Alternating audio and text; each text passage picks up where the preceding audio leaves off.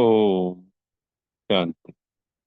आज 16 अगस्त 2024 के महावाक्यों के मनन चिंतन में सबसे पहले प्यारे मीठे बाप दादा ने कहा कि मैं विदेही बाप तुम देहधारियों को विदेही बनाने के लिए पढ़ाता हूँ।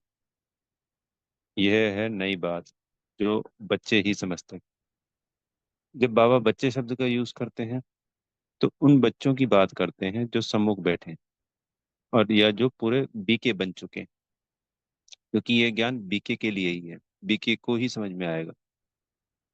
और इसमें बड़ी अद्भुत बात है कि वो जो विदेही बाप निराकारी बाबा है वो हम देहधारी, क्योंकि बाबा का बच्चा बनने से पहले हम स्वयं को देहधारी तो समझते थे। बस इतना पता था कि आत्मा होती है, इसके अलावा तो कुछ पता ही नहीं था। तो हमको भी विदेही बना रहे हैं, निराकार बना रहे हैं,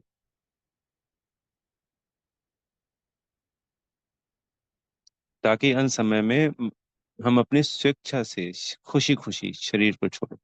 सिर्फ यही पॉइंट नहीं है कि शरीर छोड़ने के लिए कर रहे हैं। बाकी जब अवस्था ऊंची हो जाती है, सतो प्रधान हो जाती है, तो कर्मातीत हो जाती है, तो बेहद खुशी से शरीर छोड़ा जाता है। वरना इस वक्त शरीर लेने और शरीर छोड़ने दोनों में ही हर आत्मा को तकलीफ होती है। विकर्मों का बोझा है और अपने आप को देह समझ बैठे। और सतयुगी देवताओं को ये भान रहता है कि मैं आत्मा हूँ।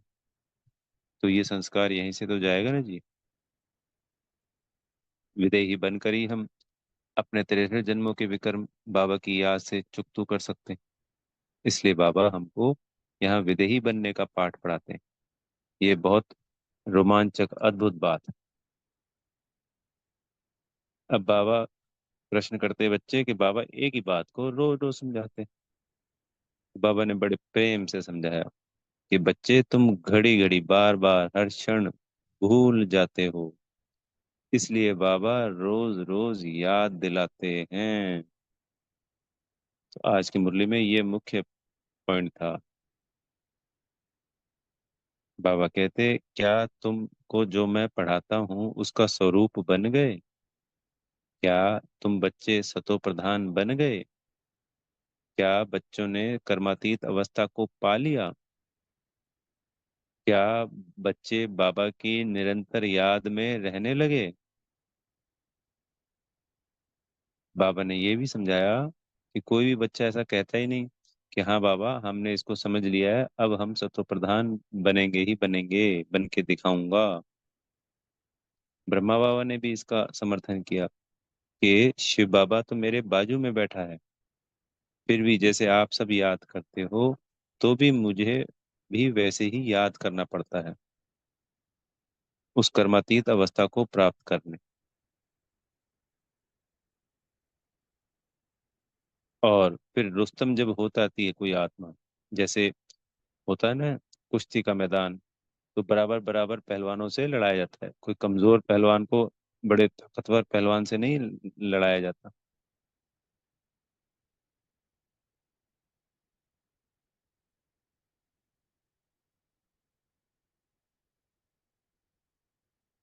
जैसे 55 किलोग्राम वाले को 55 किलोग्राम से, 65 वाले को 65 किलोग्राम से, इस तरीके से।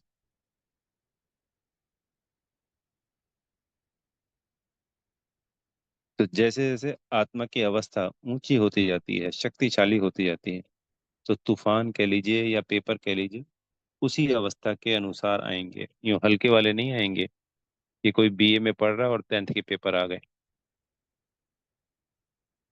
बीए में तो बीए वाले पेपर आएंगे, तभी तो और आगे बढ़ेगी ना, अवस्था और ऊंची होगी।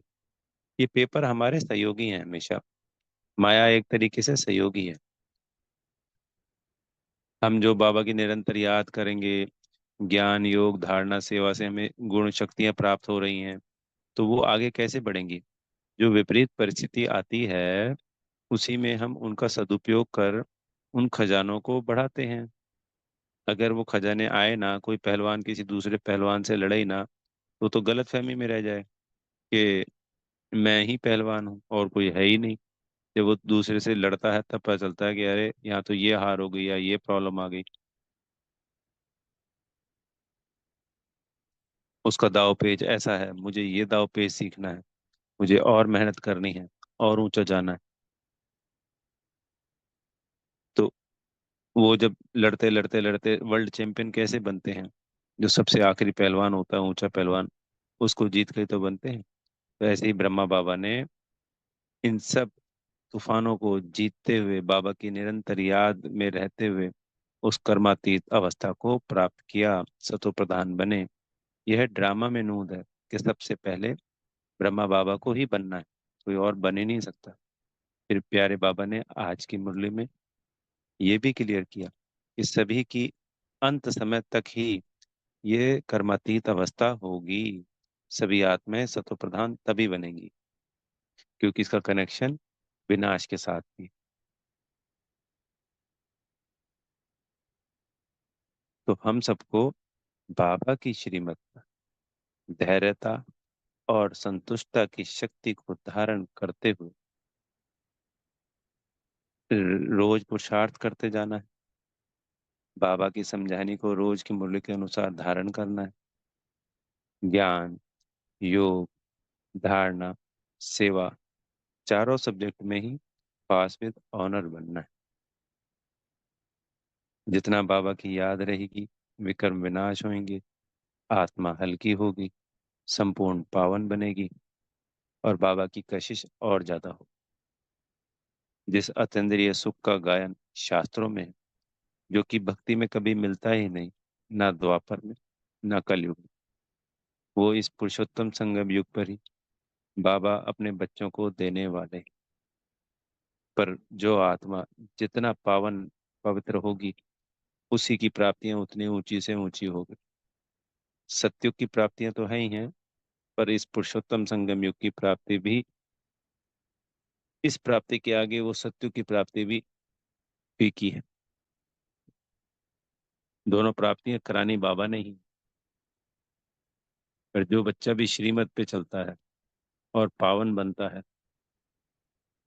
उसकी प्राप्तियां उतनी ही ऊंची से ऊंची है।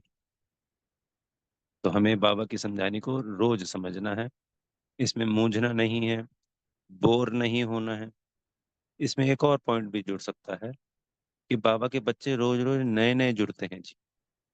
क्लास एक ही होती है, अब एक ही क्लास में रोज नया बच्चा आ रहा है। पूरे विश्व में 140 देशों में 8,500 सेंटर है, और रोज संख्या कहीं ना कहीं इजाफा हो रहा है। रोज एक ही मुरली चल रही है। तो बाबा को वो अपने नए बच्चे को वो समझानी देनी है। अब ये तो है नहीं कि नर्सरी में जो बच्चा बैठता है तो यहाँ नर्सरी क्लास अलग है और 10वीं वाले की अलग है। दोनों एक ही क्लास में पढ़ते हैं। नर्सरी वाले में भी वाला भी उसी क्लास में और 10वीं वाला भी उसी क्लास में। अब 10वीं वाला कहता है जी रोज रोज समझानी दे रहे हैं, पर नर्सरी या फर्स्ट क्लास वाले या सेकंड क्लास वाले की तो वो समझानी नहीं है।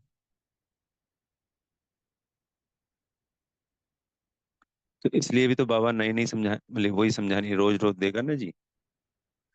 एक कारण ये भी बनता है।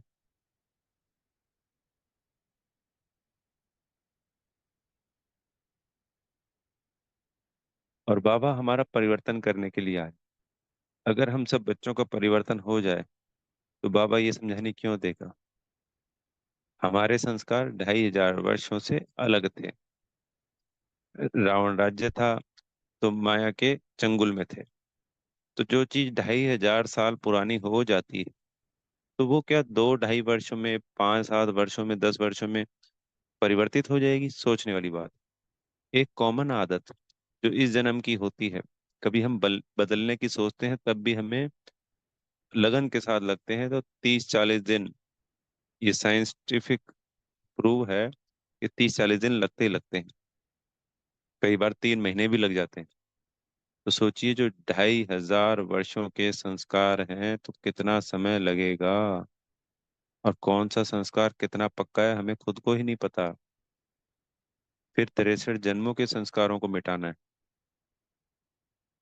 ये यात्रा है, खाली इस जन्म के संस्कार नहीं बदलने हैं। कब किस जन्म का संस्कार निकल के आ जाता है पता ही नहीं चलता है। तो रोज रोज बाबा समझानी ना दे, तो बाबा कह रहे कि माया बड़ी चतुर है। वो सावधानी हमने बरती नहीं, और वो लेके चली बनी नहीं। 1 सेकंड लगेगा ले जाने में उसको। वो तो इस में बैठी हुई है ताक में, कि कब इनसे गलती या चूक हो और वो अपना दाव खेल दे। मुरली के द्वारा बाबा हमें सतर्क भी करते हैं, एडवांस में भी बता देते हैं। जैसे किस दिन क्रोध के ऊपर चलाते हैं तो बच्चे को क्रोध आने वाला होता है, तो टेंशन रह जाता है कि अरे आज बाबा ने मुरली में कहा था अब हमें क्रोध नहीं करना है। जैसे आज बाबा ने रॉयल रूप की बात करी माया के, तो बाबा ने कहा कि मन और बुद्धि को ना उनकी छत्र छाया में सौंप दो, जिससे माया के रॉयल रूप को पहचान सको और उसके प्रभाव में ना आओ। फिर बाबा ने आज ये भी बताया मुरली में कि हमें कोई भी बात समझ में ना आए तो मुझसे आकर समझो। अब कोई बच्चे कहेंगे जी अब कैसे समझें, हमको कौन बताएगा। तो बाबा को जो भी बात होती है मन ही मन बाबा को बता के उसको लेटर जरूर लिखना है। फिर लेटर में हमें वो बात लिख देनी है, तो फिर बाबा का जवाब मुरली में आएगा ही आएगा। थोड़ा धैर्य रखना है। मुरली में भी आ सकता है। अगर हम सेंटर जाते हैं, मान लो हमें सेंटर की दीदी पे निश्चय है, भरोसा है, जिस आत्मा पे भी भरोसा है, या किसी और आत्मा से हम ज्ञान लेते हैं, डिस्कशन करते हैं, चिट चैट करते हैं, तो फिर बोला कि बाबा ये मैं प्रश्न उस आत्मा से पूछने वाला हूँ। उसके बाद जो उसकी समझानी होगी वो बाबा की समझानी होगी, जो पहली समझानी होगी। अगर आपको लगता है मुरली से लेना है तो मुरली से आ जाएगा, किसी आत्मा के द्वारा जिस पे आपको विश्वास है, निश्चय है, उसके द्वारा लेना है तो लेटर में पहले लिखना है, और फिर उस आत्मा से वो प्रश्न करना है, और उसका जवाब हमें जो बाबा का जवाब होगा वो आएगा। ये सत्य है।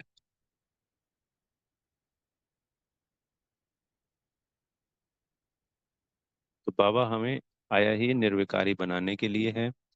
ये एक लंबी यात्रा है, एक ऊंची यात्रा है। ब्रह्मा बाबा को भी 33 साल लगे, लगन के साथ यज्ञ भी संभाला, बाबा उनके बाजू में भी बैठा रहता था, फिर भी उनको पूरा पुरुषार्थ करना पड़ा।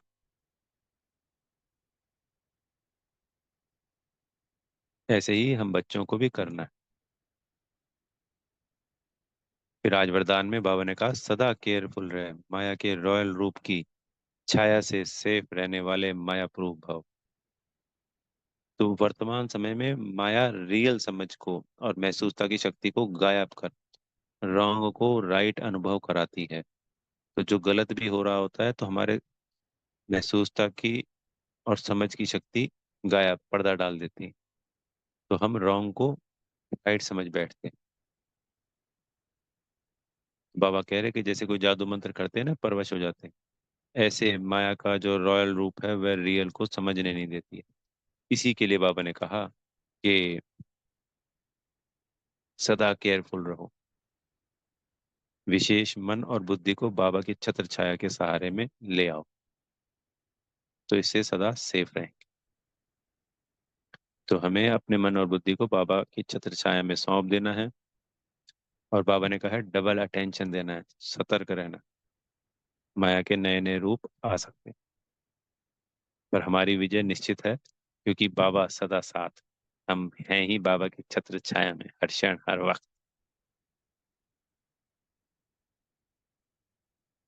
फिर बाबा ने स्लोगन में आज बड़ी सुंदर बात की कि जो सहज योगी है उनको देखकर दूसरों का भी योग लग जाता है। तो जब हम मान लो सेंटर जा रहे हैं, या कहीं संगठन में हैं, या कोई हमारे साथ एक और आत्मा है, वो सदा बाबा की याद में रहता है, वो सहज योगी है, तो उसकी वाइब्रेशन से औरों के भी योग आसानी से लगता है। कभी तो मधुबन जाते हैं, ओआरसी जाते हैं, तो वहाँ योग क्यों लगता है? क्योंकि वहाँ अनेक अनेक आत्माएं हैं जो योग कर रही हैं, योग की पावर है, शक्ति है, वायुमंडल भी बनता है। ऐसे ही संगठन में कहीं पे भी योग कर रहे हैं, 4 आत्माएं हैं, 2 हैं, 6 हैं, उनमें एक शक्तिशाली आत्मा है, तो उनकी वाइब्रेशन से दूसरों का भी योग लग जाएगा। ये कायदा है। अच्छा। ओम शांति। बेहद का धन्यवाद प्यारे मीठे बाप दादा जी का।